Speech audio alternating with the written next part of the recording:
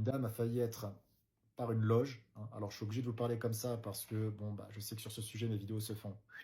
Et je sais aussi que je reçois des menaces. J'aimerais d'ailleurs dire à ces gens-là que je n'ai pas peur de la mort physique, puisque je sais qu'après la mort physique, il y a la continuité de la vie. Mais c'est pas le sujet. Je vais vous parler de cette dame qui a failli se faire sécher, hein, par une loge, hein, qui marchait main dans la main avec les services de renseignement français.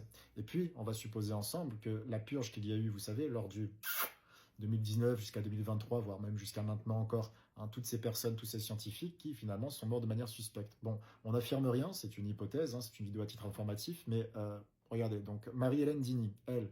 Donc là, le procès, du coup, a commencé récemment, c'est pour ça que ça refait surface, mais les événements datent de 2020. Elle, en gros, elle a failli se faire sécher par une loge, hein. Pourquoi? Parce qu'elle était à la tête.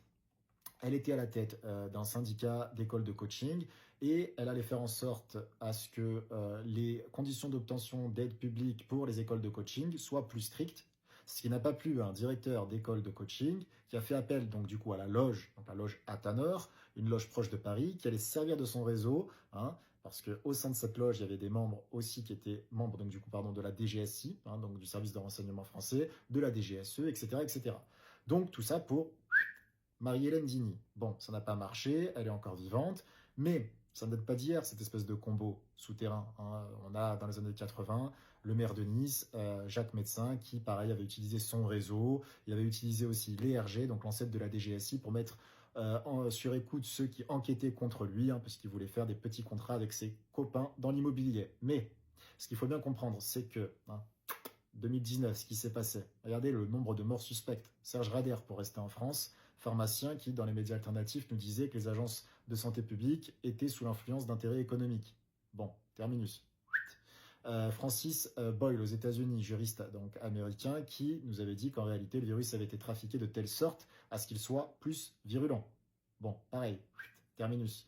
Arne Burkhard, lui donc médecin allemand, au congrès de Stockholm, début 2023, donc conférence internationale, il nous dit quoi?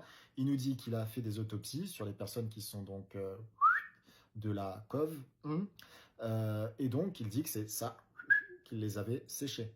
Bon, bah pareil, lui, mort noyé quelques mois après sa conférence. Hein, et la liste est longue, on peut aussi citer donc du coup Andreas Noack, donc chimiste allemand, le mec il a un doctorat, il a analysé ce qu'il y avait à l'intérieur des... Et il nous dit qu'il y avait de l'oxyde de graphène et que cet élément-là se comportait comme des lames de rasoir, d'où les effets secondaires. Bon, bah, perquisition violente chez lui, il a été libéré, mais un an après, il a été pris à partie et terminé. Sa femme raconte ça et c'est très triste d'ailleurs à écouter. Bon, voilà, moi je vous partage ces infos, hein, que l'amour et la raison soient sur votre âme, on lutte contre des forces, hein, à la fois spirituelles et financières. D'ailleurs, je suis en train d'écrire un livre sur le sujet. N'hésitez pas à me dire en commentaire si ça vous intéresse, je vous enverrai tout ça. Ça devrait sortir dans moins d'un mois et on est ensemble, hein, contre ces apprentis sorciers, tout simplement.